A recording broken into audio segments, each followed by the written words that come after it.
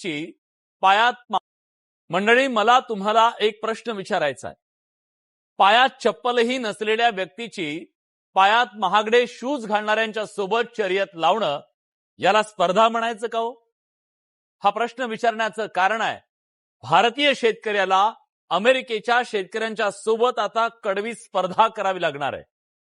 कारण नव्या व्यापार करारानंतर अमेरिकेच्या कृषी मंत्री ब्रूक रोलिन्स म्हणतायत की हा करार अमेरिकन शेतमालाला भारताच्या विशाल अशा बाजारपेठेचं दार उघडून देणार आहे.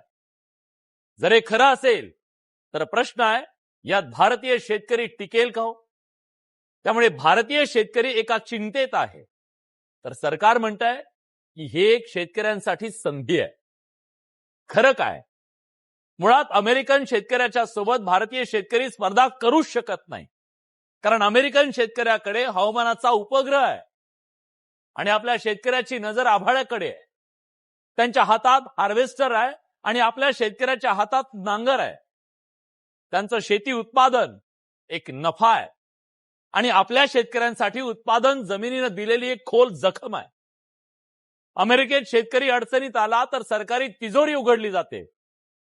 भारतात शेतकरी अडचणीत आला तर वर्तमानपत्र उघडलं जातं. अमेरिकन शेतकऱ्याला पीक विमा, अनुदान, साठवणूक, बाजाराची हमी सगळं आहे.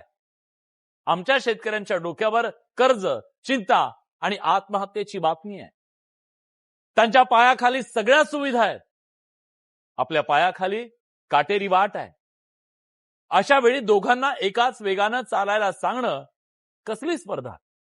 त्यांच्यावर कसलंही संकट आलं तर झेलायला सरकारी जाळी आहे आणि आपला शेतकरी कोसळून पडला तर खाली थेट खोलदरी आहे.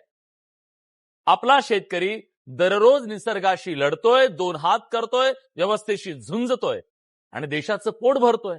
आणि ही स्पर्धा शेतीची आणि कष्टांची असती तर कदाचित आपला शेतकरी जिंकला असता. पण ही स्पर्धा कष्टाची नाहीये, ही स्पर्धा संधीची आहे, बाजाराची आहे. जी समान संधी आपल्या शेतकऱ्यांना मिळालेली नाही. त्यामुळे जोपर्यंत भारतीय शेतकऱ्याच्या हातात हीच साधनं, तेच संरक्षण, तेच मूल्य येत नाही, तोवर या स्पर्धेत भारतीय शेतकरी कसा टिकू शकेल हा सवाल आहे. न्यायाच्या तराजूमध्ये तो बसू शकेल का हा सवाल आहे. त्याला टिकून ठेवण्यासाठी केवळ स्पर्धा लावून नाही, त्याला धोरणांची शक्ती देण्याचं काम धोरणकर्त्यांना करावं लागणार आहे. आणि पुढच्या काळात ते केलं जाईल का?